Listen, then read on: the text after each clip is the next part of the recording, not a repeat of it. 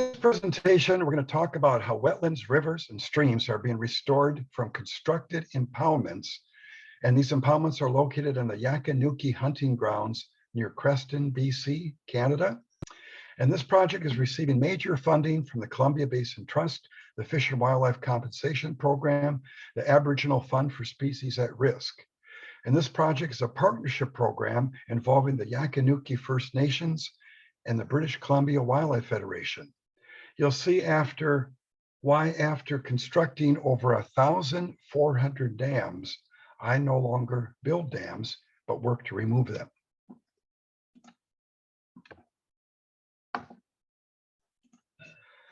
An impoundment is a large area of water, and an impoundment is created by building a dam. And this aerial photo shows 3 impoundments that were constructed along the Kootenay River on the Yaqan Nukiy Lower Kootenay Band Reserve near Creston, BC, Canada. And the constructed dams for the impoundments are shown as red lines.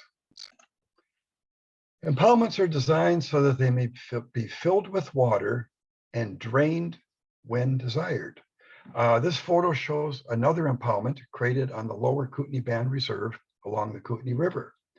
The red line shows where the dam was built to create the impoundment, and the squiggle lines you see are really ditches that were dug to drain natural wetlands before the impoundment was built. Now, this is a natural floodplain, but it's now an impoundment area, and historically, the area was flooded by the Kootenay River in the spring following snowmelt. Now, you'll see 3 impoundments on this aerial photo, and they're outlined in red. And these are located on the nearby Creston Wildlife Management Area near Wendell, British Columbia. And these impoundments were built by constructing dams across natural wetlands, and also by constructing a dam across Duck Lake. The dots you see, and these are in a grid-like pattern, these are large piles of soil that were constructed within the impoundment to provide nesting habitat for waterfowl. Now, this drawing shows a natural floodplain prior to construction of dams to create an impoundment. And impoundments are generally built on large areas of land along streams or rivers where slopes are gradual, typically less than 1%. Impoundments are designed to create large areas of water, and they create this by inundating fields, natural wetlands, drained wetlands, streams, and forests. An impoundment is designed to maximize the surface area of water on a flat piece of ground. The key component of an impoundment is the construction of a dam, and these dams can be anywhere from 200 meters to over 2 kilometers long. And the soil used to build the dam is often taken from the area immediately in front of the dam being built. And the area where soil is removed to build the dam is called a borrow pit. Now, major steps in building impoundment include the construction of the dam, installation of water control structures, and installation of a pump. The dam is built to maintain water that's pumped into the impoundment, and the water control structure is there to drain water from the impoundment in the spring when you want to practice something called moist soil management. Now, this is how I was taught to build wetland areas, was to construct a long dam for an impoundment, put in a water control structure, and then to manage the water levels. Now, almost all the dams that were built for impoundments were constructed using a machine called a dragline. And these were in use from the early 1900s all the way into the early 1990s. And the use of a dragline explains why you often find a long ditch in front of the dam. It's oftentimes not a ditch, but it's a deep borrow pit. And it looks like a ditch. It parallels the impoundment dam, and it often fills with groundwater. To build an impoundment, streams and rivers are generally moved to make room for these large flat areas. Ditches are dug to move water into the impoundment or out of the impoundment, and a dam is built around the impoundment area. The impoundment is then filled with a pump drawing water from a well or diversion from a stream or river. A water control structure where the drain pipe is installed so the impoundment may be drained. And the drain pipe is often installed where a natural stream once exited the area, because this is low ground. And the exit of the stream is often changed into a deep ditch so that water may be removed from the impoundment, much like the drain in a bathtub. And this entire system is designed for moist soil management and waterfall hunting. Water is removed in the spring so that planted crops and annual plants may grow in the moist soil of the impoundment. And the impoundment is then flooded in the fall so that waterfall will be attracted to all the seeds and vertebrates in the impoundment for hunting season. Since legendary waterfall biologist Dr. Frank Belrose first introduced the concept of moist soil management during the 1940s, wetland biologists across the flyways have studied, practiced, and written countless handbooks on how-to articles about building moist soil using moist soil management.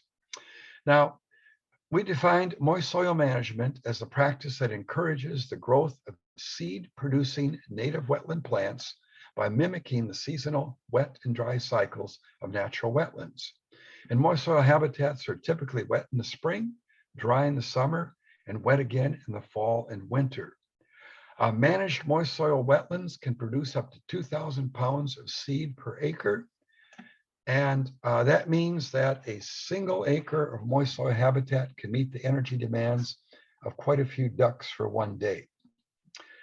Unfortunately, many engineers and biologists have taken this moist soil management a bit too far and have been draining natural wetlands that have their wet and dry cycle, and by moving natural streams and creating an artificial system of management that is really not sustainable. Now, this photo shows a dam that was built for an impoundment. The dam is located along the banks of a river, and this dam prevents floodwaters from entering the impoundment. So over time, floodwaters from the river would have inundated the natural wetlands, but now they can't because of this impoundment dam. And the impoundment is designed to maintain water that's pumped into it. And these dams are also called berms, dikes, or levees. But they all are dams. They're just different elevation and different lengths of dams. Now, see the cattails in this photo? They are growing in a natural wetland, but the natural wetland was drained with ditches when the impoundment was built. And this is located in northern Idaho. And the impoundment that was built and the drained natural wetlands will now only contain water for maybe a few weeks out of the year. And they'll only contain water as long as water is being pumped into the impoundment. The red line shows the center of a ditch, and this was dug between two natural wetlands when an impoundment was being built on the Lower Kootenay Band Reserve. This ditch was dug with a sinuous shape so it would appear like a stream. Now, this type of a ditch is called a level ditch. And level ditches were designed to create narrow areas of open water within a constructed impoundment. And they're not supposed to drain water from the impoundment. That's why they're called a level ditch. However, this level ditch was dug on a slope. So it does drain water from the natural wetlands, and it does drain water from the impoundment. Now, I've examined hundreds of level ditches that were dug in impoundments to create this deeper water. And I've found that just about every one of these was dug on a slope, and that every one of these level ditches are draining water from the natural wetlands and from the impoundments. So they didn't meet their objectives. Now, the large dark areas you see in this aerial photo were natural wetlands that were drained to build an impoundment along the Lower Kootenay Band Reserve in British BC, Canada. The squiggle lines that were dug between the natural wetlands within the impoundment. These level ditches have drained most of the water from each of the natural wetlands. And each historic wetland is found on a gradual slope. You see, when you look at natural wetlands on a floodplain, they occur at different elevations. They're not all on flat ground. In fact, there's really no flat ground on Earth. All the ground on Earth does have a slope. So when you dig a level ditch to connect two natural wetlands, you're not transferring water from one wetland to the other. You're actually draining the one uphill.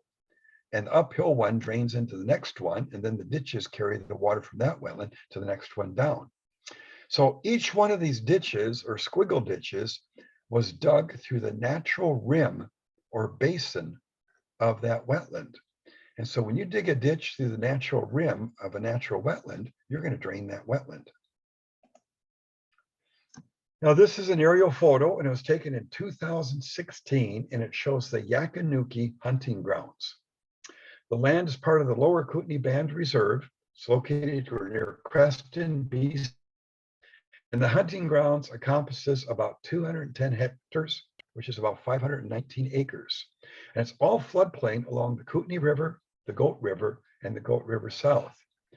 The hunting grounds is of great importance to the Yaqan Nukiy, and all of the natural wetlands within the hunting grounds were drained. And they were drained in the 60s and 70s. Now, one human action that affected the hunting grounds was the shortening of the Goat River, and a section of the natural levee along the Kootenay River was removed in the early 1930s. The bank of the Kootenay River that was removed is shown by the red polygon. And this was done so that the Goat River would no longer parallel the Kootenay River, but enter the Kootenay River at a right angle. And this resulted in the drying of large areas of land for farming. At the location of the historic Goat River, before it was diverted, is shown by the blue line. And this shortening of the Goat River caused significant head cuts to form in the Goat River, and these have advanced up the Goat River and have caused a deepening and widening of the channel, resulting in quite a bit of erosion. Now, another major action that affected the hunting grounds was the construction of the Libby Dam, and the Libby Dam is located on the Kootenay River in northwestern Montana. The dam was dedicated on August 24th, 1975, and it greatly reduced the flooding, the frequency of flooding on the hunting grounds. Now, it's interesting, Kootenay River is spelled Kootenay, Kootenai in the United States, and the Kootenay River is spelled Kootenay in Canada. Same river, though. Now, Ducks Unlimited Canada began working on the Lower Kootenay Band lands and the hunting grounds in the 1960s to build a number of large impoundments, including this one that you see, which is surrounding the Yaqan Nukiy Hunting Grounds. The yellow lines in this photo show the location of dams that were built to create the impoundment, and the red lines show where major ditches were dug to divert the Goat River and the Goat River South, so they would no longer flow into the impoundment. And the blue lines show sections of each river that were cut off by the construction of these impoundment dams. And not shown are the hundreds of shallow ditches that were dug at the same time to drain all of the natural wetlands within the hunting grounds. Now, the Ducks Unlimited Canada engineering design for the hunting grounds shows where the diversion of rivers and the construction of dams was planned. The orange colored rectangles show where large and tall islands would be built within the impoundment, many used to fill existing natural wetlands. And the faint colored dashed lines show where ditches were going to be dug to drain water from the natural wetlands to create the impoundment. And these ditches were dug to move all the water to the drain pipe. So the entire impoundment of 519 acres could be drained, much like a bathtub. And spending time on the ground here, found out that there were many more ditches dug to drain the natural wetlands that are what's shown on this drawing. Now, this deep ditch was dug to cut off a natural loop in the Goat River South. And the ditch was used to drain an estimated 200 acres of natural wetlands, so they may be replaced with one large impoundment. I find that to be most perplexing. Why would you drain wetlands, natural wetlands, to create an artificial impoundment? Now, they had trouble with erosion when they ditched this section of the Goat River south. And that's why you see the broken concrete slabs along the banks of the ditch. They armored the banks of the ditch to control erosion. Now, before restoration of the hunting grounds began, many people were not aware that this was a ditch. They thought this was the natural Goat River South. And by looking at historic aerial photos, it was clearly seen that this was a ditched portion of the Goat River South. This photo shows a diverted and ditched section of the Goat River South, and this was turned into a deep drainage ditch as part of impoundment construction. And I think a main reason it was done so that the impoundment would no longer flood from the river, but it was also dug to drain hundreds of acres of wetlands so they could be farmed. And I've seen where numerous other rivers and streams were diverted to construct similar impoundments across North America. And this was a standard practice for over 50 years, that constructed impoundments were believed to be better than natural wetlands. People saw no value in a wetland where waters would fluctuate, not realizing that these fluctuating water levels were of critical importance to waterfowl and migrating shorebirds. Now, this photo shows a head cut that's advancing up the ditched portion of the Goat River South. When you move and straighten a river, you cause head cuts to form, and the head cut was caused by the construction of this ditch, and the head cut is causing a deepening and widening of the ditch. And the head cut is lowering the elevation of groundwater over hundreds of acres of adjoining land. So when you dig a ditch, of course, you lower the elevation of groundwater over large areas, but when head cuts move up in the ditch, they lower the groundwater even more, drying huge areas of land.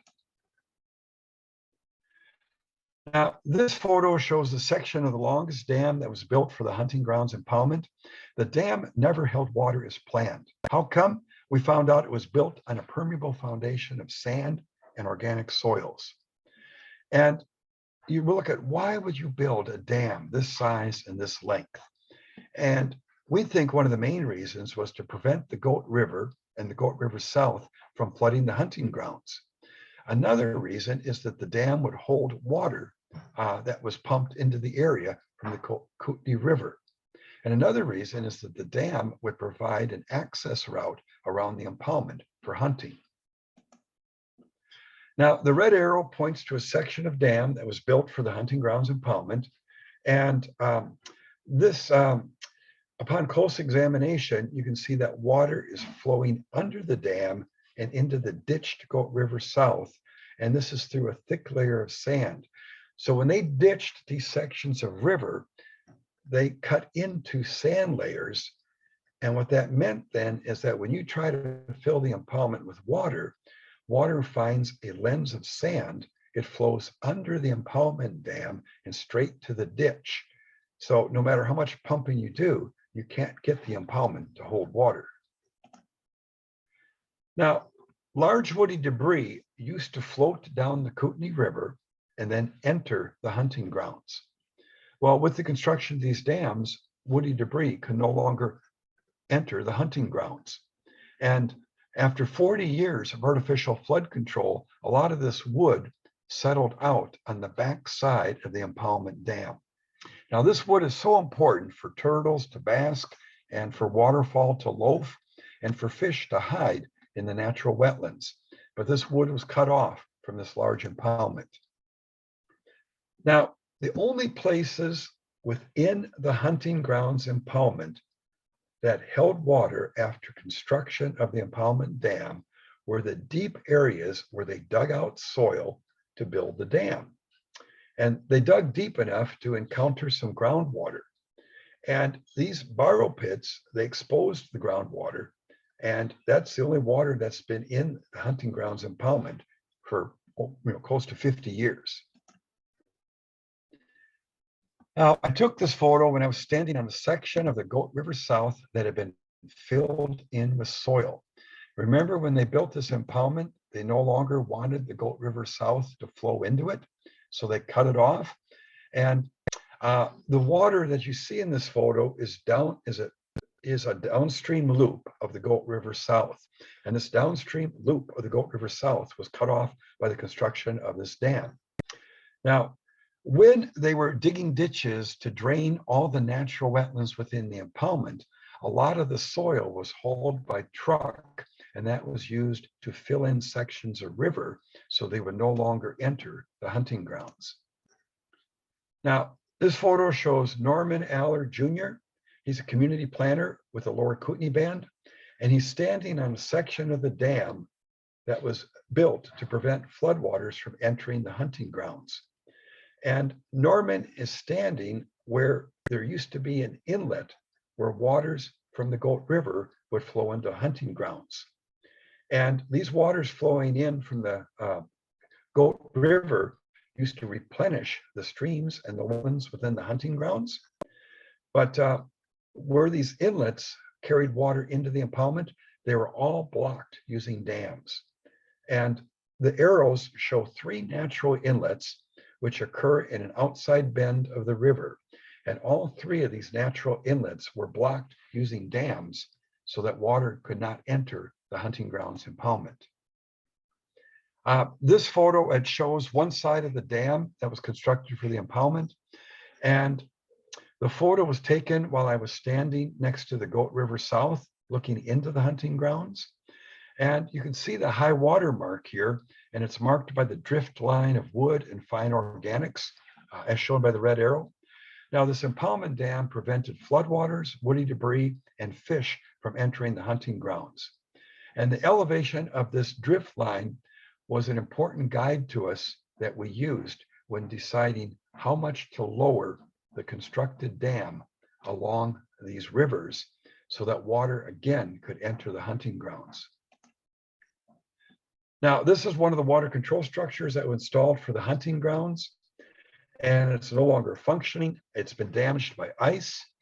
And the water control structure was installed so that water could be drained out of the hunting ground impoundment in the spring, and then it could be sealed and closed so that water could be pumped into the impoundment in the fall during hunting season.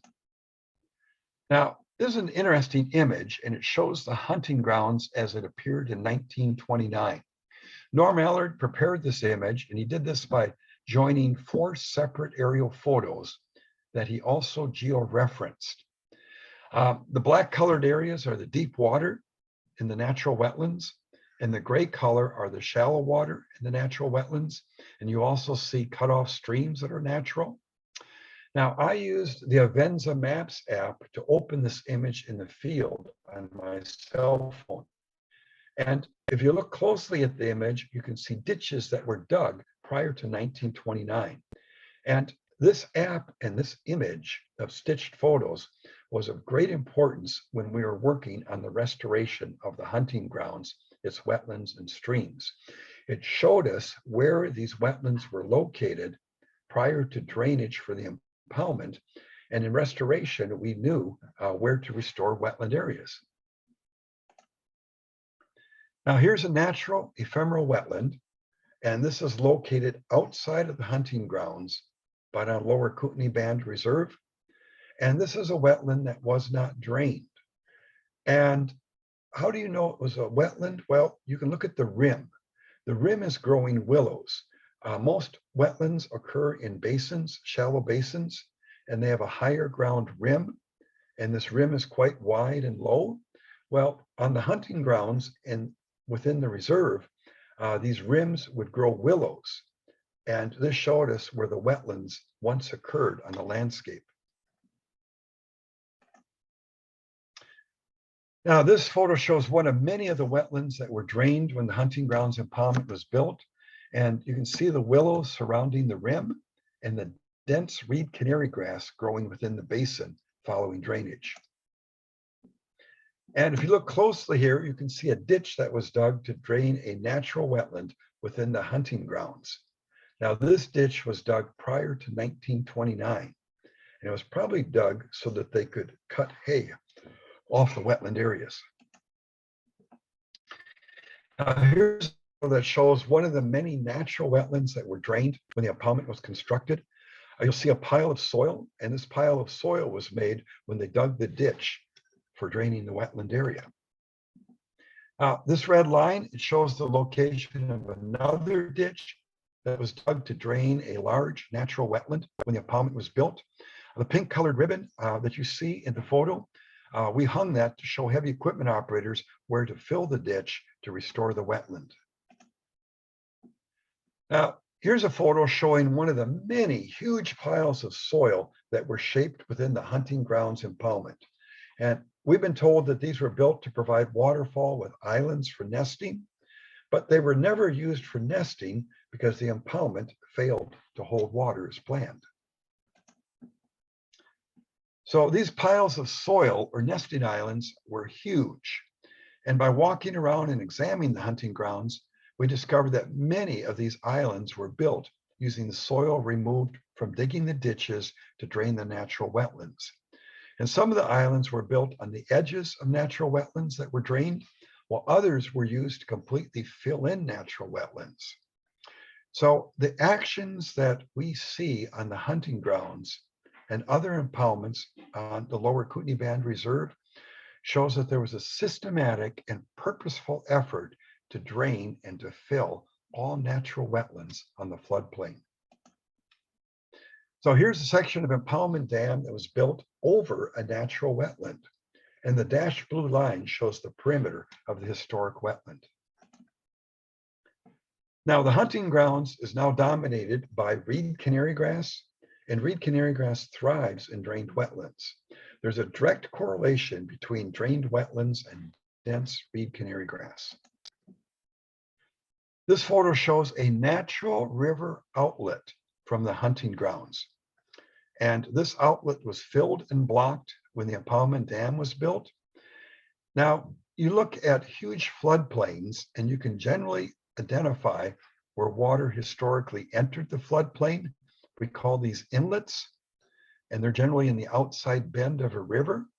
But then you have to look closely for the outlets where water left the floodplain following the flood. And these are shown as a small valley, a small short valley that carries water out of the natural wetlands and floodplain. And you can see the natural outlet here used to have willow around it, but most of the outlet was filled in by the impoundment dam.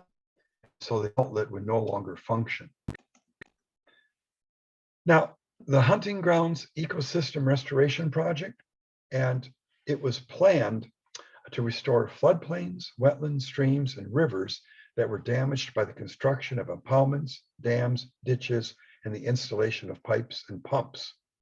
And the project was designed to increase wildlife and fish populations on the traditional Yaqan Nukiy Hunting Grounds. And it was a partnership project with the Columbia Basin Trust, the BC Ministry of Forests, Lands, and Natural Resource Operations and Rural Development, and the Aboriginal Fund for Species at Risk, the BC Wildlife Federation, the Fish and Wildlife Compensation Program, and other partners. Now, Yaqan Nukiy elders shared with the authors that the hunting grounds was named because one could always find animals to hunt in the area. However, this changed after the impoundments were built. The restoration project was designed to improve habitat for a diversity of wildlife, fish, and plant species, and to return wildlife to the area. So this photo, you see a dam that was built, and this dam was built to prevent the Goat River from flooding the hunting grounds. The center of the dam is shown by the dashed line, and the Goat River was also diverted so that floodwaters would not enter the hunting grounds. You'll see a bend in the Goat River here that was cut off when the impoundment was built and the river was diverted. And this bend in the river has certainly dried out. And this is a fairly common practice when building large impoundments to divert rivers from the area. Now, one of the main actions taken to restore the hunting grounds involved returning the annual flooding from the Kootenay River, the Goat River, and the Goat River South. So we worked to identify the historic location of each inlet and outlet along these rivers. And this involved on-the-ground examination, lots of time in the field. And here Norm Allard is using a GNSS unit to determine the elevation of a historic inlet so that waters can be made to return to the hunting grounds, and that the wetlands that are restored and the rivers and streams that are restored will be annually inundated by these floodwaters. Now, the main actions taken to restore the hunting grounds was to remove all of these dams that were built for the impoundment. And here the excavator is being used to remove a section of dam and to restore a natural inlet from the Goat River. And this inlet's being restored at the upper edge of the hunting grounds. And it's being restored at the upper edge so that floodwaters may flow into the hunting grounds at the upper edge and then flow through the hunting grounds, filling all the wetlands and streams, and then leave in a restored outlet. And look at the color of the soil. The light brown color is the dam that was built across this inlet. The gray colored soil is the elevation of soil in the natural inlet that we're exposing. Now, the width of the inlets that we restored were made to match the width of the natural stream channels that have been cut off from the hunting grounds. And the elevation of each restored inlet where water would enter the hunting grounds was set so that floodwaters from the Goat River would flow into the hunting grounds every year. Here's a wet inlet being restored, and it's being shaped to be level in cross-section and along its length. And the reason we made it level in cross-section along the length is that when the river came up, we wanted a sheet pattern flow of water into the inlet, and there would be no erosion or head cuts forming. The dozer was used to spread the soil removed from the dam and to shape the banks of the inlet. And you're looking at the center of the restored inlet is shown by the dashed red line. The banks of the restored inlet were sloped with natural looking stream bank slopes. Here's where we uncovered gravel during construction of an inlet, and this gravel was brought in years ago so that trucks could transport soil when they were building the impoundment dam. And these trucks were apparently getting stuck in the mud of the natural wetlands that they were draining and filling, so they needed gravel areas. Okay, here's the finished entrance to the main inlet that we restored that carries water from the Goat River into the wetlands that were being restored on the hunting grounds. And the Goat River only has to come up 25 centimeters in order to enter the hunting grounds. And here's a restored wetland basin, and this will be filled. This will be filled when the Goat River increases in elevation following snowmelt. And this is a wetland that had been filled in when the impoundment dam was constructed. And here's where another inlet stream was restored to provide a way for floodwaters to enter the hunting grounds. Now here's a photo of Ted Crane. He was one of the excavator operators on the restoration project. And he said that this is like the most important project he has helped complete in over 40 years operating heavy equipment. He was really excited about the wetlands being restored because they provide habitat for the burbot. And he used to fish for burbot as a child. This photo shows an inlet along the Goat River. And this inlet had been blocked by the construction of a dam. And the dam was built to prevent floodwaters from entering the impoundment. And inlets are generally located along the outside bend of a river and are low places in the natural levee that you see along a riverbank. And these low places or inlets are where water will first flow in across the floodplain during a flood event. So here we're using an excavator to remove the dam and to restore the historic elevation and the width of the inlet. And we set the elevation of these inlets carefully so that it would be lower than the high water mark so that flood debris, like woody debris, would be deposited into the wetland. And a guide to this is where the flood debris was being stopped by the dam. And we made sure that the inlet elevation was low enough for in the future that flood debris would enter the large floodplain. And we set this to be similar in elevation to the upper edge of the nearest natural wetland on the floodplain. And we set the elevation of the inlet so that it would be high enough not to drain the wetlands when the water went down. So inlets, we restored these to be from 3 to 5 meters wide, and they were shaped to be level in cross section, and they followed slopes of 0.5% or less. And here we are shaping the slopes of these inlets to resemble short sections of stream. And here's the entrance to a restored inlet. Notice it's in the outside bend of a river. And here we are looking upstream, and this is a restored inlet. And you can see some woody debris that was not able to enter the hunting grounds until after the dam was removed. So we restored a total of 7 inlets along the rivers. And these inlets are all designed to allow water to enter the hunting grounds under flood conditions. The inlets quickly gained vegetation, and you can see sedges and cottonwood growing in these inlets 1 year after construction. Now, as part of restoration of the hunting grounds, pipes were removed. And this is a drain pipe and a water control structure being removed from the constructed dam. And here was a pipe that moved water from a pump to the impoundment. And here the pipe is also being removed. Now, in removing these pipes, we would dig trenches perpendicular to the direction of the pipe.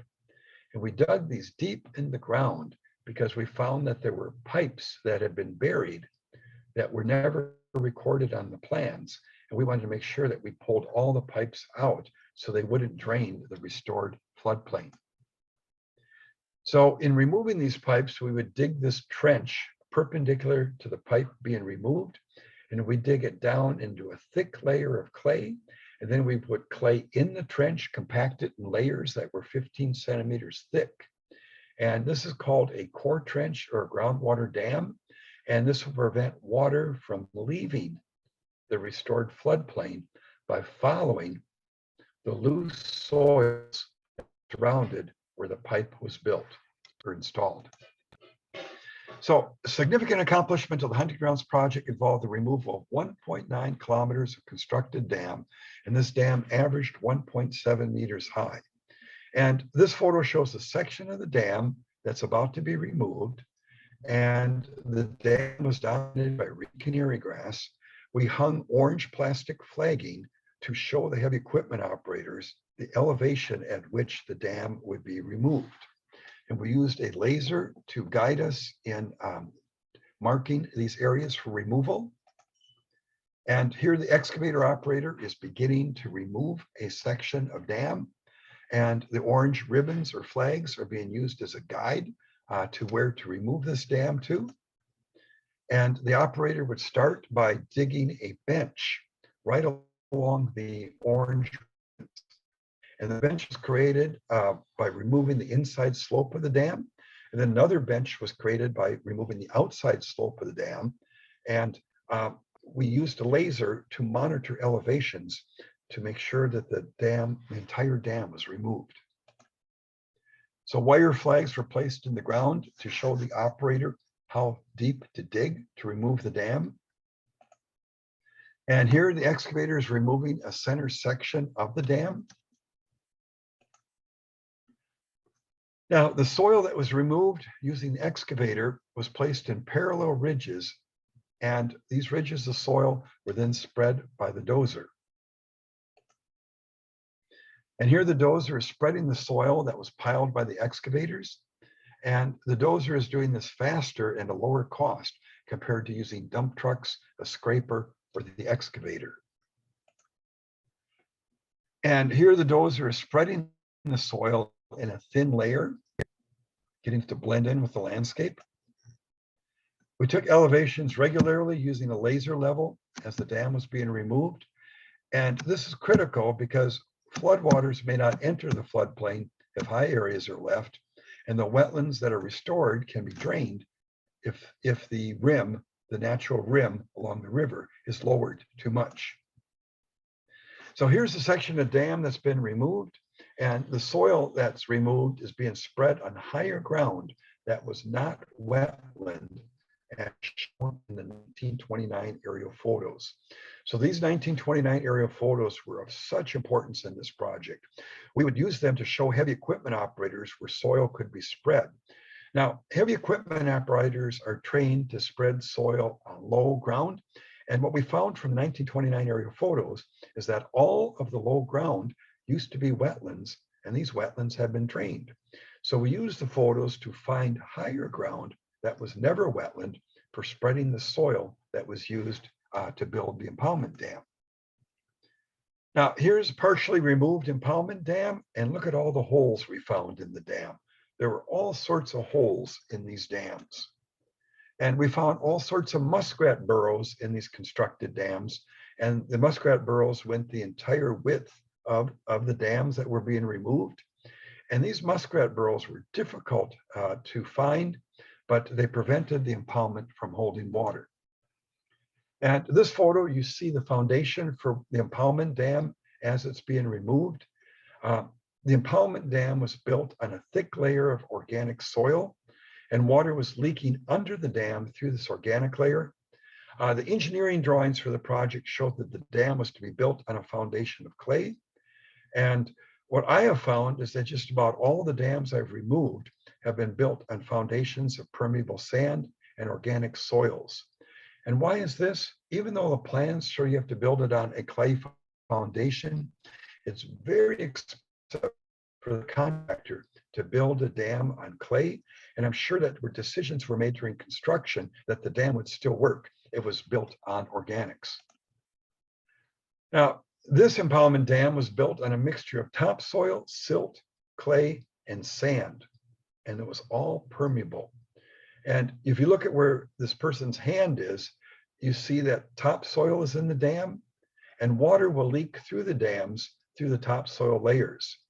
And water will leak through a dam unless it's constructed using clay that's compacted in layers under suitable moisture conditions. So we found trees like this underneath the dam, and these explain why the impoundment never held water. And I've observed this across BC, where these dams were built on permeable foundations. They were not cored. There was no groundwater dam.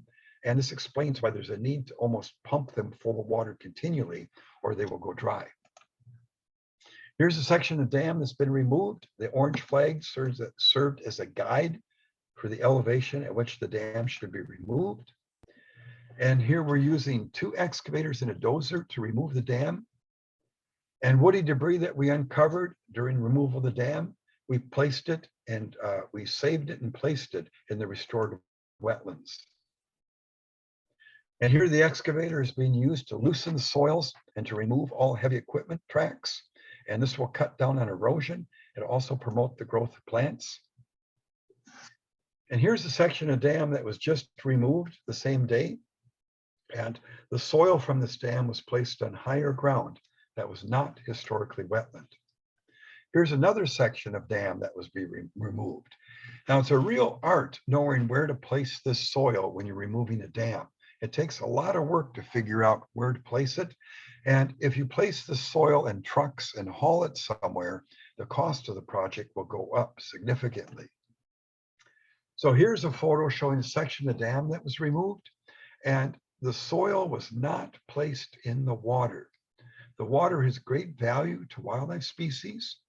And what we did is that we found places to set the soil, and we ended up placing logs in the water to provide habitat for waterfowl and for the western painted turtle. Small wetlands were built and large wetlands were built, and logs were placed as they were uncovered. Now, a 1.15 kilometer loop in the Goat River South that was separated from the river by the construction of the dam was reconnected. In fact, we removed 4 dams to reconnect the Goat River South. And the dashed lines in this photo, they show the location of one of the dams that was removed. Now the excavator is building a riffle, and the riffle is being built to transition higher water in the restored loop with lower water levels in the ditched section of the river at the lower elevation. A lot of rock was used to build two riffles in the Goat River South.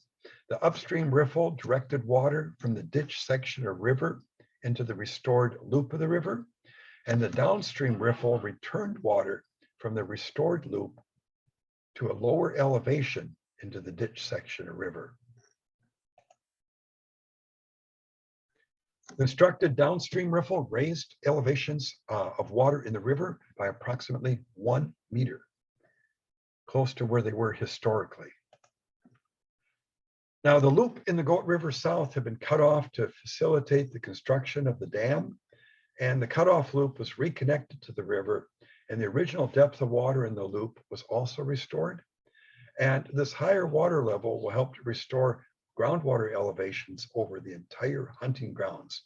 Remembering the ditched river lowered water elevations, groundwater elevations over the hunting grounds, the restored loop of the river, which was restored at original elevations, will work to hydrate and return groundwater elevations over the hunting grounds. So the restored loop of the Goat River South now provides important habitat to the western painted turtle. Now, outlets were restored, outlets to the floodplain, and these were restored to serve as spillways so that when floodwaters would enter the hunting grounds, they could leave the hunting grounds and not cause erosion. And the outlets are really short sections of stream that flow under flood conditions. And here the excavator begins construction of an outlet by digging a trench through the dam. And the trench is placed in a gradual slope of 1/2 or 1%. Now this narrow ditch is widened so that water may flow out of the outlet in a sheet-like pattern. And the elevation of the outlet was set to be about 20 centimeters lower than the elevation of the inlets that are restored. So the outlet was not placed where the drain pipe had been located for the impoundment. And this is because a deep ditch had been dug for the drain pipe so that the entire impoundment could be drained. So many people think when restoring a floodplain, all you have to do is breach the dam. Well, if you breach the dam at the water control structure, you're making the outlet much too deep, and that will result in draining your entire floodplain. So the elevation of this outlet is of critical importance, and one needs to really measure carefully to make sure that when floodwaters enter your restored floodplain, they would be used to fill wetlands and streams, and that when they leave, they won't drain the entire floodplain. So gradual slopes are being placed on the outlet, and the outlet is being widened here, and it's made with these gradual banks. And the location where we placed this outlet is the same where the outlet was visible in a 1929 aerial photo. Now the outlet carries water from the hunting grounds floodplain into the Goat River South. And this historic connection was visible as a narrow valley on the aerial photos. And the construction of the dam had obliterated most of the outlet. So we took measures to prevent head cuts from forming in the outlet. We placed it in a gradual slope. We made it wide, a sheet pattern of water.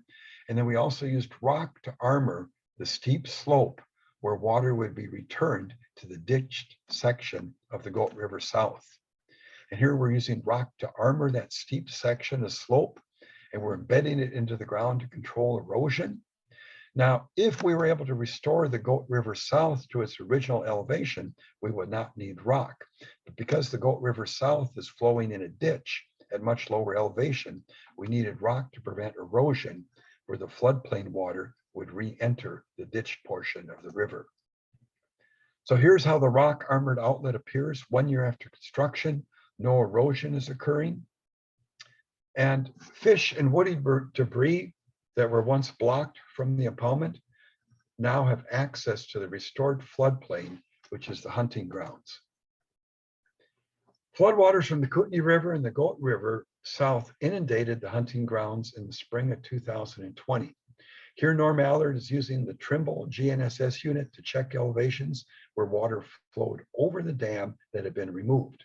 And the area where the dam was removed is now growing a diversity of aquatic plants. So numerous large amounts of soil were formed on the landscape of the hunting grounds to provide habitat for nesting waterfowl.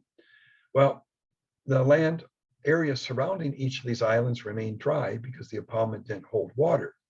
So this is a large island, and it was built in the center of a wetland that was an abandoned channel of the Goat River. And a dozer here is being used to remove these large islands or mounds of soil. And this soil was originally generated when they dug the drainage ditches. So we used the soil to fill the drainage ditches. And we took a lot of care so that we didn't fill historic wetlands with the soil that was removed when we took down these islands. And again, using the 1929 aerial photos as a guide where we should place this soil. This Caterpillar D6R low ground pressure dozer was able to remove an average of 2 large islands in a 10-hour day. It's a lot of soil to move. The smaller piles of soil that were made from the digging of smaller ditches were removed in 1 hour or less. Now, when we removed these islands, we would build a small wetland where the island had been located.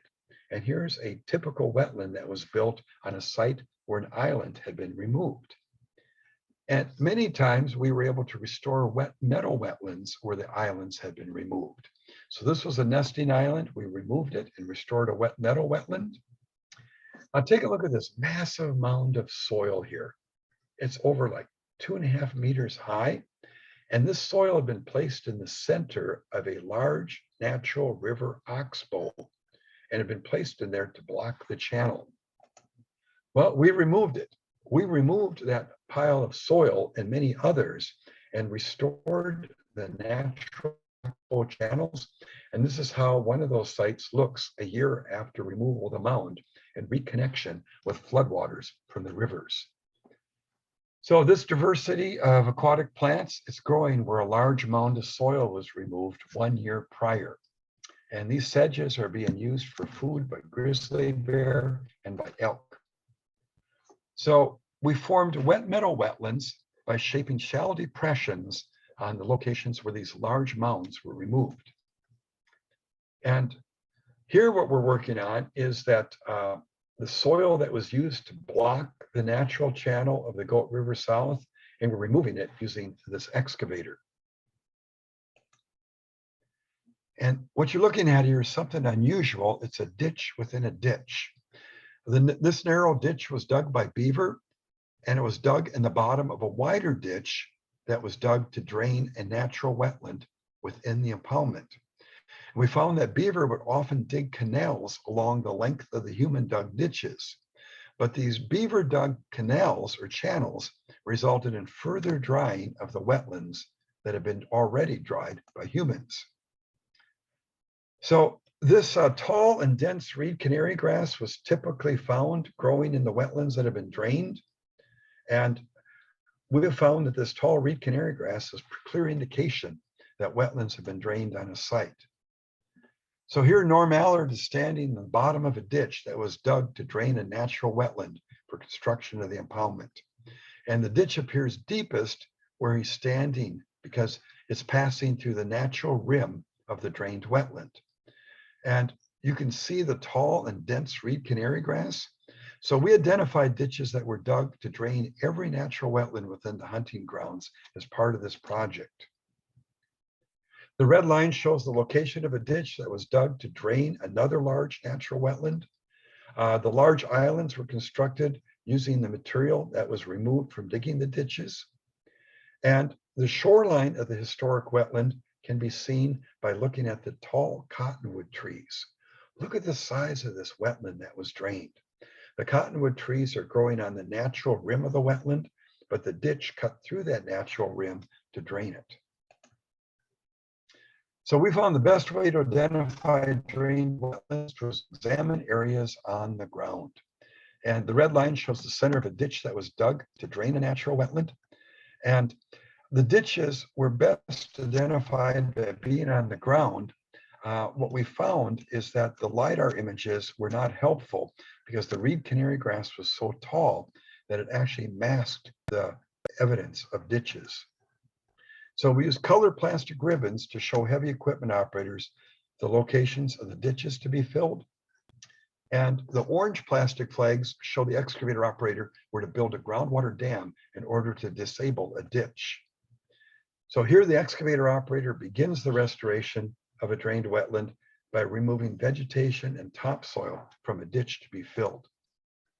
Plants and topsoil are removed from an area approximately 10 meters wide on either side of the center of the ditch.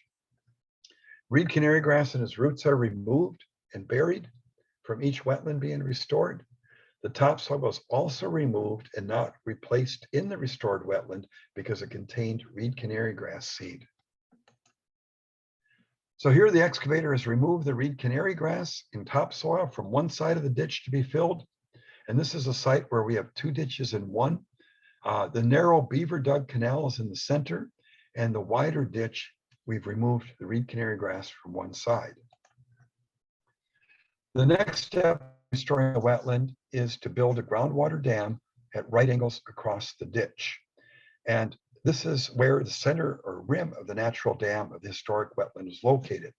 So we would find the natural rim of the wetland and where the ditch went through the natural rim, and that's where we would build the groundwater dam to block subsurface movement of water from the drained wetland being restored. The pink wire flags, they show the operator where to begin digging the trench for the groundwater dam. And the trench is dug deep into a dense layer of clay. And you can see the roots that were severed by digging this trench. Soil that's high in clay is now placed in this trench in 15-centimeter thick layers, which each layer being compacted using the bucket of the excavator. Now it takes time to fill this core trench with clay and pack each layer of clay, but it's worth it. The clay used to fill the trench is obtained from the basin of the wetland being restored. And here the excavator uses the weight of the machine to compact the upper layers of soil that was placed in the core trench to block the ditch. And here the dozer is being used to move soil that's high in clay towards the excavator to fill the ditch.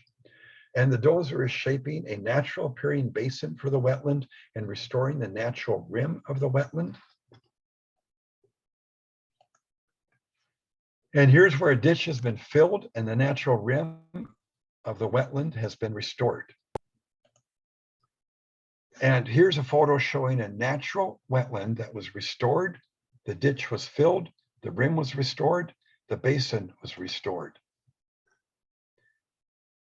So the borrow pits where soil was removed to fill our ditches were also shaped into wetlands. So sometimes we had to go to higher ground and borrow soil to fill in these ditches. Well, then we would shape those borrow areas into small wetlands. And here's one of these borrow pit wetlands that's only a year old. We added small woody debris to the restored wetlands. This photo shows Andrew Fipers. He's with the Lower Kootenay Band, and he built this wetland using an excavator that's owned by the Lower Kootenay Band. Did a really nice job. We placed large woody debris in the restored wetlands to provide western painted turtles with basking sites and waterfowl with loafing areas, and great blue herons and other birds with perches. We hauled in much of this woody debris from the reserve itself, and these were non-native poplar trees that we removed, and then we would shatter the ends of the logs and eliminate the chainsaw cuts. Then we would place these in and around the wetlands being restored. So here's where woody debris was placed in and around the restored wetland to provide wildlife and fish with places to hide. And the large woody debris should last a long time. Because we're on a floodplain, we would anchor one end of each log using a pretty good sized pile of soil. So we would try to bury about 1/3 of each log so it wouldn't float when there was a flood. And we also placed large woody debris in the restored loop of the Goat River South. And before I took this photo, there were 8 western painted turtles basking on this log. Some of the wetlands that were restored in the floodplain were restored to be large and deep with perennial water. Why? Because we wanted burbot and white sturgeon, both species at risk, to be able to live in these perennial water wetlands. But then many of the wetlands were restored at slightly higher elevations in the floodplain, and these were restored so they would dry annually or in a drought year. And these are the wetlands that are being used for breeding by amphibians and waterfowl during migration, and great blue herons for hunting. And the restored wetlands that are not periodically inundated by floodwaters will dry by late summer. And these ephemeral wetlands provide outstanding habitat for migrating waterfowl, geese, and swans. Now, we would find sandy loam textured soils when we're removing the dams and restoring the wetlands, and we would shape these into above ground islands on higher ground to provide the western painted turtle with nesting sites. You can see some of the logs we placed in the restored wetlands in the background. And the areas where we found native aquatic plants, we worked around them and we left them within the restored wetlands. And here's a rhizome of a water lily that we unearthed during restoration of a wetland. And this showed us that the dried basins historically contained water most of the year. And we would replant these rhizomes on site in the restored wetlands and streams. And here you can see some of the replanted rhizomes, and the water lilies are now flourishing in these restored streams and wetlands where they had laid dormant for many years.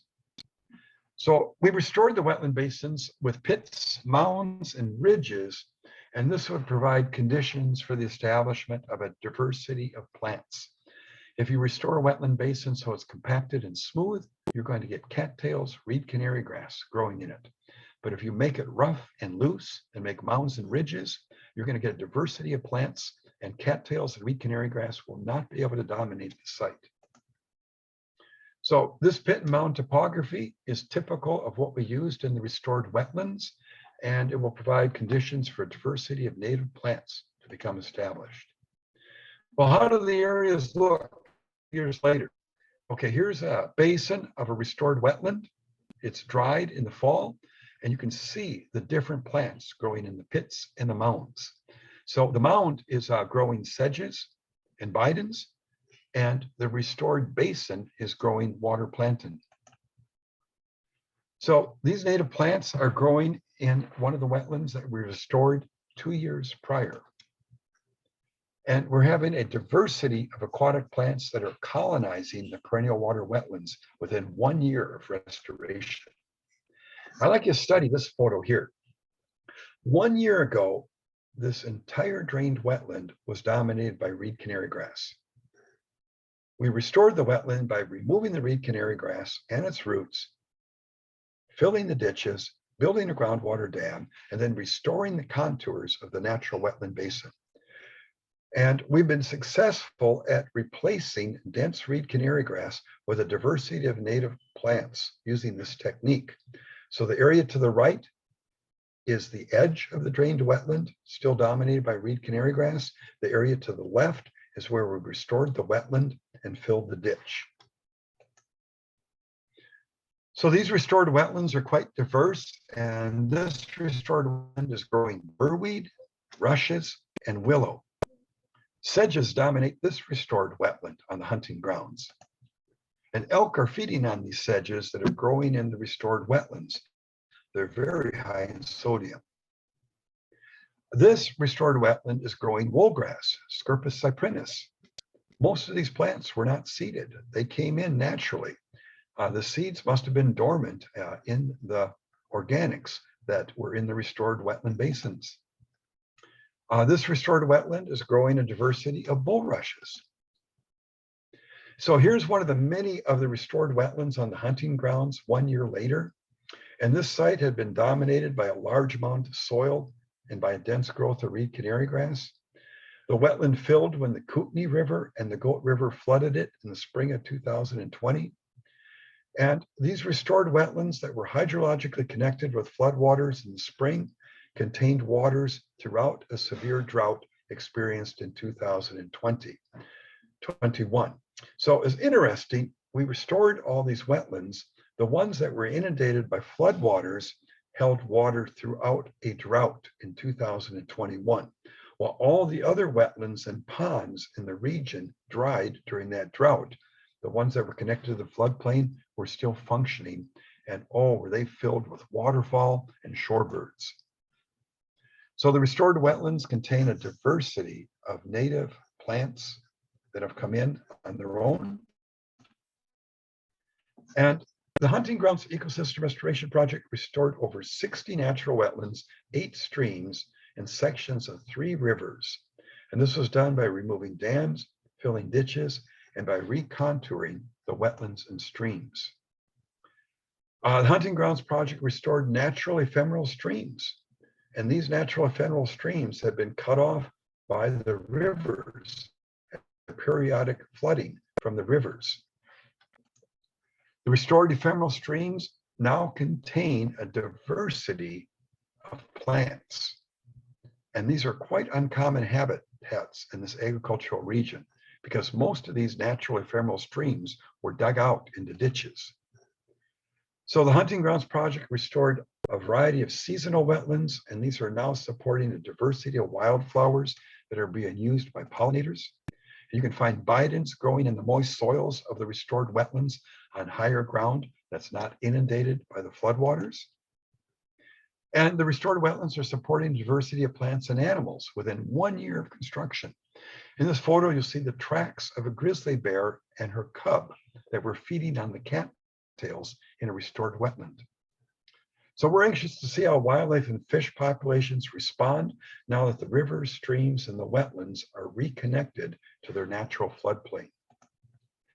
Norm Allard sent this photo to me, and it shows the hunting grounds on June 6th, 2022.